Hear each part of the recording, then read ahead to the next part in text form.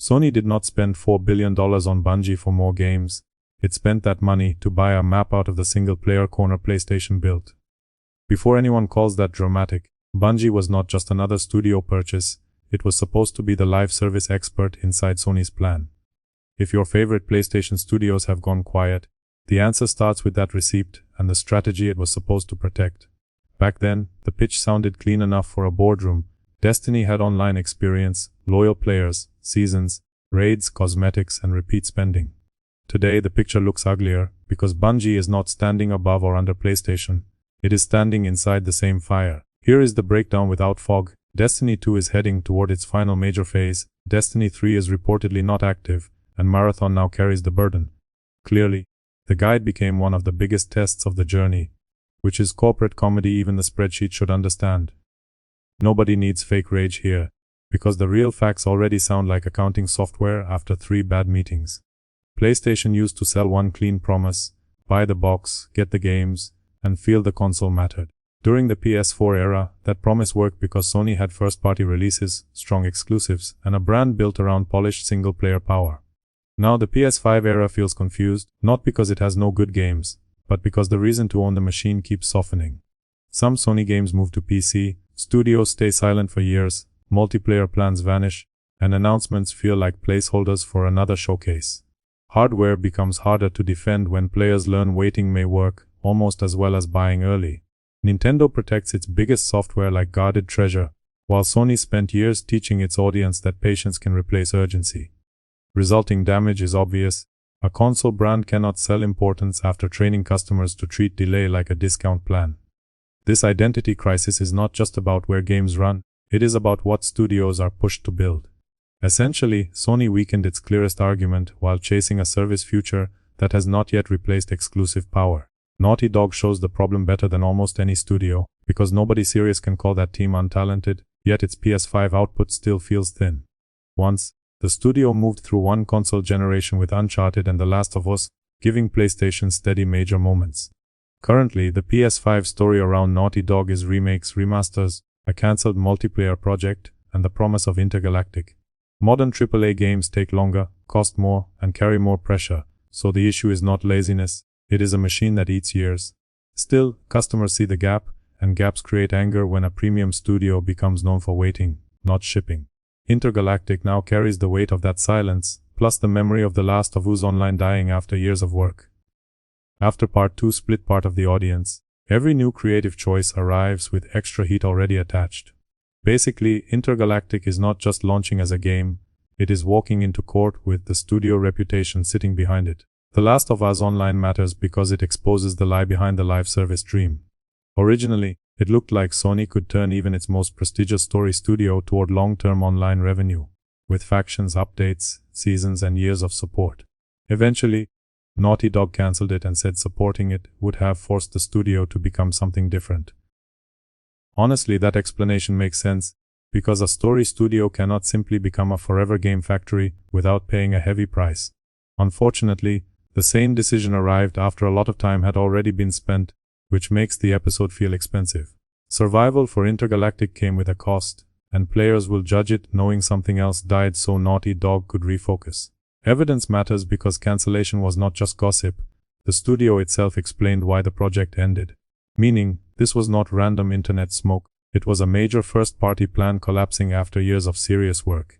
Sony chased online money so hard that one of its best story studios almost had to change its entire future.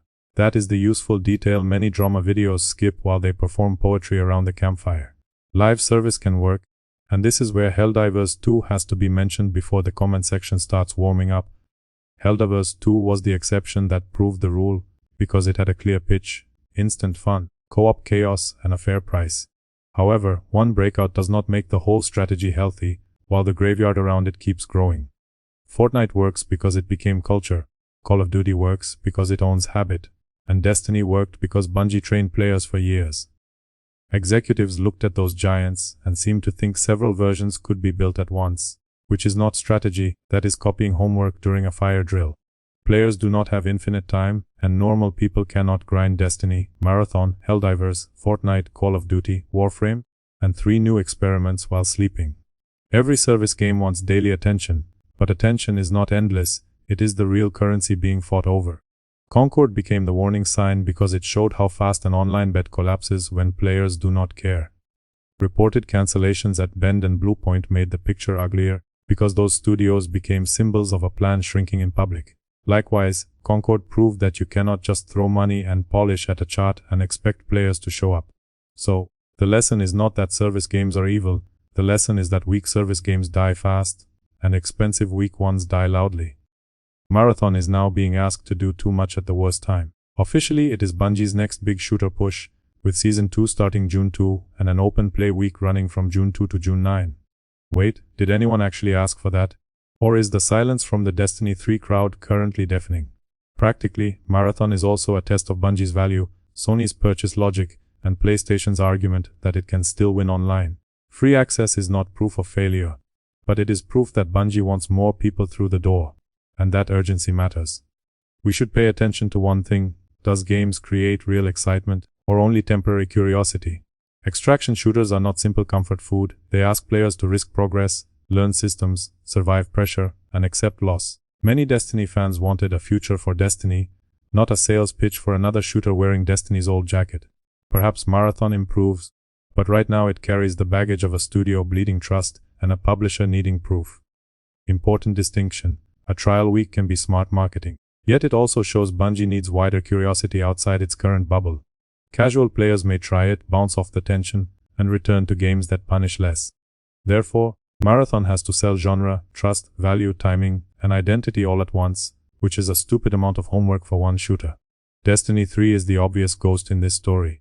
Communities keep asking for it because Destiny still has a name, a world, a combat feel, and years of investment from people who built routines around it. Reports saying Destiny 3 is not active make the situation look absurd from the outside, even if the internal cost is probably enormous. Financially, a full sequel would be expensive, risky, and dangerous after Bungie's recent struggles. Publicly, the company appears to be ignoring the one Bungie game many people actually want while pushing the one they are still being asked to try. Such disconnect is brutal because nothing damages a brand faster than making the audience feel unheard. Nevertheless, fans see a loved franchise sitting there while the company waves a Marathon flyer outside the mall. Either way, the message becomes ugly. The safest fan demand is being treated like the most dangerous invoice. Bloodborne adds another layer because it represents the old PlayStation hunger that keeps getting no answer. Fans ask for Bloodborne attention, Killzone attention, Resistance attention, Infamous attention, and the strange first-party energy that made earlier PlayStation eras feel alive. Carefully, nobody should claim Sony officially rejected every dream project, because silence is not a cancellation memo. Yet public frustration is real, and it grows when beloved names stay dormant while corporate strategy chases tired trends. New IP is healthy, and nostalgia alone cannot run the business, but ignoring fan heat while funding cold experiments creates resentment. Meanwhile, Bloodborne has become the joke invoice Sony keeps hiding under the drawer, except the drawer is made of cancelled service plans. Ignoring that memory while selling another online experiment is how a brand starts sounding managed instead of loved. Worse, silence turns simple fan demand into a meme which can beat marketing. Management is the wider issue. Across PlayStation, Sony still has elite developers, famous brands, excellent technology, and enough money to scare competitors. Strategically, the company looks caught between two identities, old prestige and new recurring revenue, both pulling hard in opposite directions. One side says PlayStation should deliver major single-player games that define the generation. Another side says every hit should become a long-term platform with seasons, skins, events, and player retention charts. Both ideas can exist, but they require different muscles, different schedules, and different studios. Trying to force every team into the same service mold risks damaging the exact talent that made people care about PlayStation. Ultimately, the story is not really about one bad game, one missing sequel, or one angry fan base. Instead, the real story is focus. Talent did not vanish and PlayStation is not suddenly weak. Plenty of excellent games still exist on the platform, and pretending otherwise would be cheap rage bait. But strategy matters, because even great studios can look lost when leadership keeps chasing every market at once. Should Sony want PS6 to launch with force, it needs a cleaner identity before that generation begins. Stop treating beloved studios like Fortnite machines, and stop mistaking investor language for player excitement. Give Bungie a realistic path, give Naughty Dog room to ship, give fans reasons to own the console, and give live service only to teams built for it. PlayStation does not need to become everyone else. It needs to remember why people bought PlayStations in the first place. Otherwise, PlayStation spent decades building a kingdom on prestige just to burn the throne and call the smoke a growth chart.